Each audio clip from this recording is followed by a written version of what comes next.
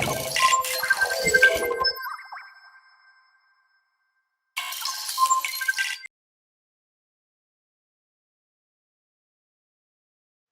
everyone. I realize I may be one of two people standing between you and your lunch, so I will try to make this quick and hopefully leave some time for any questions or answers. Today I'm going to talk about designing human experience, and you may not be surprised to know that as a designer, as a practitioner of design, I'm a firm believer in the potential of design, and I'm a huge advocate for design. What you may be surprised to know is I'm also very optimistic about many of the problems that we talk about today, whether it's related to the environment, sustainability, or other impacts that we are having. And the reason I am is because designers are one of the few groups of people in culture who are trained to deal with change. And many of the changes that we've seen, many of the impacts that we see today as negative impacts, I think can be positively fixed by design and our approach to thinking about design. Our company is a collective of people who are united around the belief that design defines human progress. And I think historically, it is something that, again, makes me very much an advocate for design. And I think those of you in the audience who are in the design field will find that this is something that you can own, something that you can get a hold of and impact and make progress, whether it's in large or small ways. We've been very fortunate to work with incredible people who share this belief. And I think that over the years, this is our 30th year in business, we have had this chance to make impact in little ways or in big ways. So, designing human experience. Apple, as it was mentioned, is one of our clients. We're in our 22nd year with Apple this year. But in working with Steve Jobs when he was at the company, we had a chance to really understand the philosophy. And his core philosophy is really understanding that it's about what design does for people. It's not so much what it looks like and how it feels, but ultimately what is the impact that it has. If we talk about human aspect of this, typically in business we will look at users and consumers and tend to classify people in different ways. And I think we want to understand human behavior. I think it's very important for us to get back to understanding how we interrelate with one another and have that be the focus of the work. And the third part is experience. Why experience? It's not just the form of the object, as I mentioned. It's what people do with the interaction with whatever it is that you're designing. Marshall McLuhan talks about it's experience rather than understanding is what influences behavior. This is a key piece of this approach. If you do this properly, the human outcomes are the focus of your work. The business outcomes tend to follow. We've seen this consistently, that there's a value to focus on the human outcome. We see incredible economic lift, but we also see lift in any form of value creation. So what is experience? Experience, in our view, is ultimately it's an expression of a core set of values that a company has that people experience. We experience things holistically, even though our education system trains us to look at things within silos and verticals. And in this approach, understanding the way we interact becomes key to creating successful experiences for companies or for people. So I have 8 points to identify here with some case studies to help highlight some of the aspects of this approach. The first one, as I mentioned, is what it does for people. I don't think anybody's interested in incremental design. I think people care about what it does for you. When we launched the iPhone, initially the impact was incredibly staggering. And I think that the growth of this has been really a phenomenal thing. But the point is, really, what did it do for people? How many people recognize this product? Still some people? Yeah, okay, good. Yeah, so this is one of the early iPods. But nobody remembers how much memory it has. Nobody remembers what it does for people. But I think, or nobody remembers what the specs and the memory was. But what people do remember is what it does. Let me just run that again. And this is what the front of it looks like. Boom. That's iPod. I happen to have one right here in my pocket, matter of fact. There it is, right there.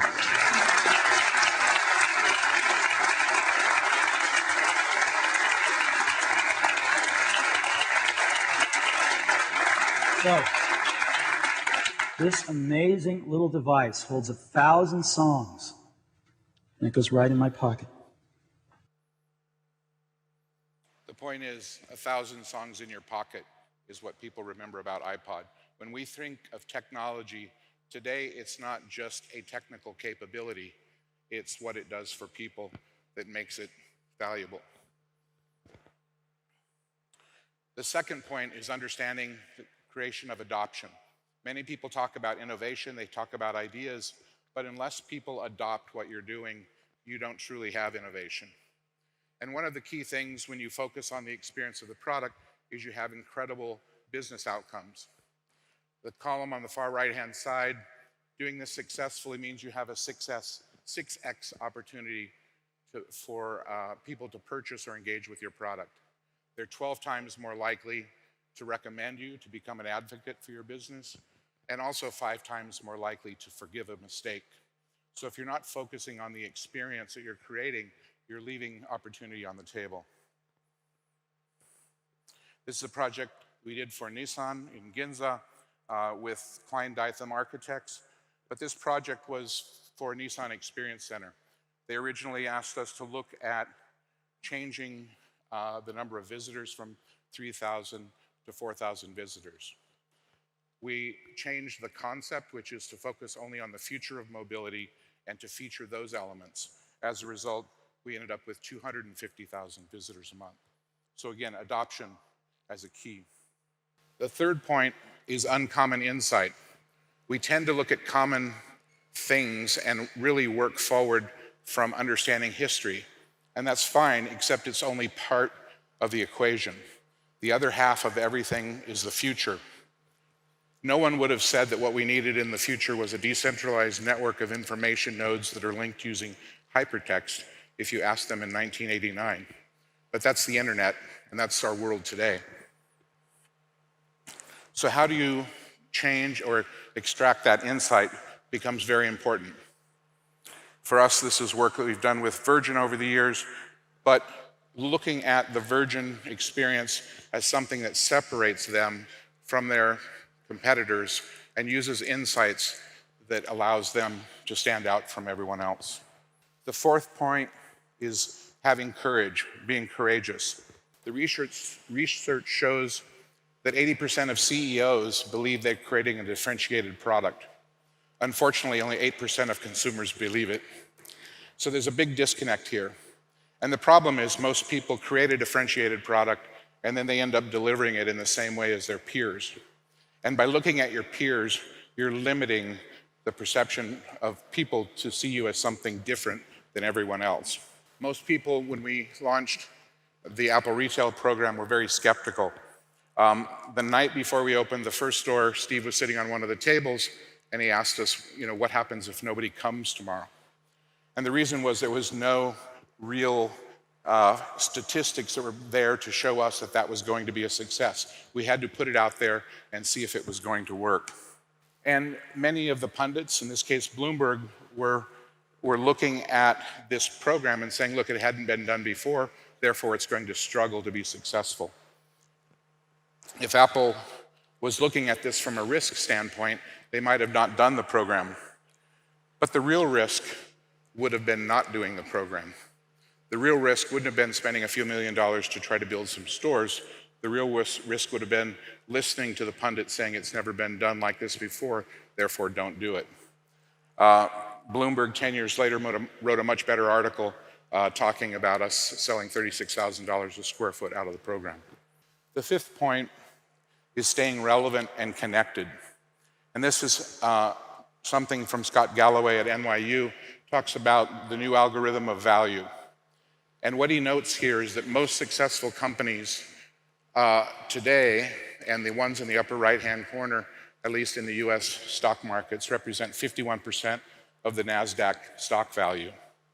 They do so because of the number of receptors or touch points that they have in a market, as well as the intelligence that they gather from those interactions.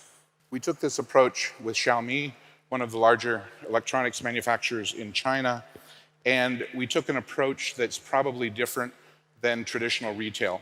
Most retail today, you will talk about omni-channel, which is you have bricks and mortar and you have e-commerce. But we took a new tack at this, which is defining mono-channel experience.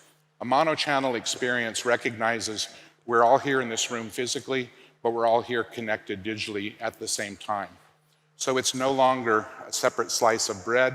What it is these two things are coming together simultaneously in terms of our behaviors, in terms of our interactions. And so this is one of the challenges, was to how to create a retail program that's activated through digital engagement. And so in the space, we were able to put both touch points where QR codes are read and brought into the mobile devices, but also a digital portal. And I'll show you how that works.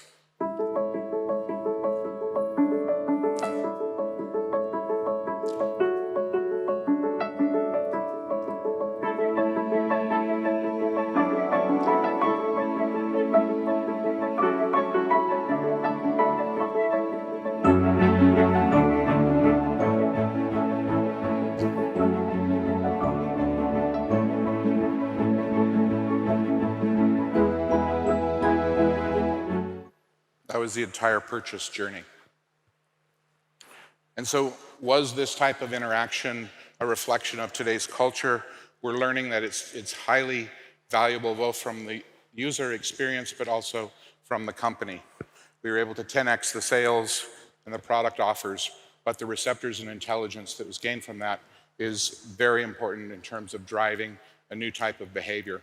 And we have over 80% adoption where people are interacting with the devices they're interested in and purchasing them in the store, so there are no cash wraps. The sixth point is irrational loyalty. And this has to do with an understanding that word of mouth, the majority of word of mouth, is generated by direct experience. So again, if you're not focusing on the experience, the additional word of mouth value that you're looking for may not be there. This is a vending machine we did in Japan. It picked up the basic criteria from the client to increase the sales by 3 times and deliver a new type of digital experience as vending machines. But we realized that these devices are located on the train platforms throughout Japan. And the lift here was really to move away from the transaction idea and start to build a deeper connection to the brand. We convinced them to put a battery pack in the bottom of the device, recognizing that in Japan, when there's an earthquake, the trains stop running and people get stranded on the platforms. And so in this case, when there's an earthquake, the power goes down, the machines wake up, a bubble floats up, and it says, if you need a drink, take one. We had 50 of these in the market when the Fukushima earthquake happened. Everybody was stranded and terrified, but all of these machines woke up from the battery pack and gave away the drinks that were in the machines. So the entire inventory of machines was taken by the stranded passengers. But the irrational loyalty that came from that one insight into how you can make a deeper connection with the customer now makes them the #1 provider of these drinks in the country. Another thing that consultants probably won't tell you is to beware of best practices. And a big part of this is the recognition of that issue of 80% of CEOs versus 8% of customers. This is for a company called Globe Telecom in the Philippines. They asked us to look at their telco stores and to think about engaging with them differently. And we looked at all of the other telcos and convinced them to change their point of view from thinking of themselves as a telco, essentially a utility company, to thinking of themselves as an entertainment company. And this is moving from pipes to emotion. The delivery here was to not sell the products in the same way that they've always been sold, but to start to move from the functional part to the emotional part. They were able to move from the number 3 telco in the country to the number 1 telco, now with 56% market share. And the last point is a focus of return on experience is actually better return on investment. So if you look at design as a critical tool to drive successful human engagement, that in turn drives successful business engagement.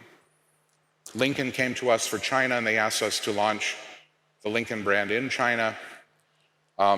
We told them they have last mover advantage because all the other brands had already been there. Therefore, we couldn't sell and engage in the same way. Our recommendation was to eliminate salespeople. And the key here was to change the experience, to move from a transaction to building a strong relationship. And again, looking at differentiating them relative to all of their competitors. Ultimately, the program was launched. We broke the record for the most cars sold in the history of the company, moved them to the number 3 luxury brand in the nation, and now it's a part of their global program. I think the key takeaways here is that how you design something is what matters. The design has an incredible impact on your success, both in terms of value creation for people and ultimately value creation for business. And I firmly believe, both in the relationships with our clients who are focusing on what their products do for people, that creativity is probably one of the strongest tools that business has as a way to connect with people. And then for us, the secret of creating value ultimately comes down to, are you creating a better human outcome? Thank you.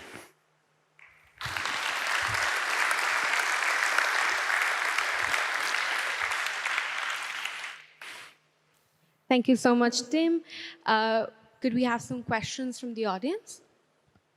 Hi, I'm Afreen, and first of all, congratulations, and it was an excellent presentation. I think it was to the point, rather than being so elaborate, having a discussion without any takeaways. It was very precise, and when you were saying that creativity or better design is through better human experience, what I noticed was you were all about making technology come near human and how you would enhance the human experience by these notions. Doesn't that limit us in any way? I'm definitely in for the technology, but then does it limit us to our experiences? Does it limit us? Is that the question? Does it Yeah, limit us? does it limit us? Because here in India, it's rather a challenge to be in that side. Well, I think it's important, particularly in technology, to recognize that the focus of the technology is not to take an incremental view of an increased technical capability, but understand when that capability can be used to create an outcome. And I think you can point to Apple and the success with the product development there, but I think you can go back in history. In most cases, when Hewlett-Packard was successful, they weren't just creating a technical capability, they were combining that capability with a human outcome. And I think when you're looking at value creation, incremental value puts you at great risk if you're doing this for a business purpose. But I think when you start to look at that human outcome, are you actually creating a benefit from a value system that the people you want to connect with share? Then I think you have something that's much more powerful and creates much greater value. Do we have another question? Hi, good afternoon. Thank you for such a crisp and a great presentation. I just have one question. In one of the pointers, you had mentioned about having courage to take these big decisions that you think is right for the brand. I just want to understand, where does that point of courage come from? Is it at the juncture, right? Is it from self-belief, or is it in the belief of the process that you're undertaken? Because me and my friend have started a company and it's just 2 years old. But it is at that point because there is money from the client involved. There are all these other decisions involved. So we're just trying to understand how do you take that risk and, just trying to be like, I know this is going to be right and I know this is going to help your business, Yeah, if I heard the question correctly, I think, everyone, particularly if you're starting a new business, the financial constraints are very real, whether you're a large or a small company, actually. And so recognizing the value of that experience that you're focusing on in terms of the impact it can have on the business success. In many cases in the airline industry, we hear this all the time, that a focus on experience is a frill, that it's beyond the function, therefore it's something that could be taken away. But the work with Virgin and with other clients, when you focus on that experience, it's hard to put a financial metric directly against that cost. But ultimately, that value that you're creating is much larger for the company. And we've seen this frequently. When people ask us to come and consult on their business, one of the first things we talk about is this notion of recognizing we're not looking to minimize your engagement. We're looking to maximize the potential. Thank you. Thank you so much, Tim.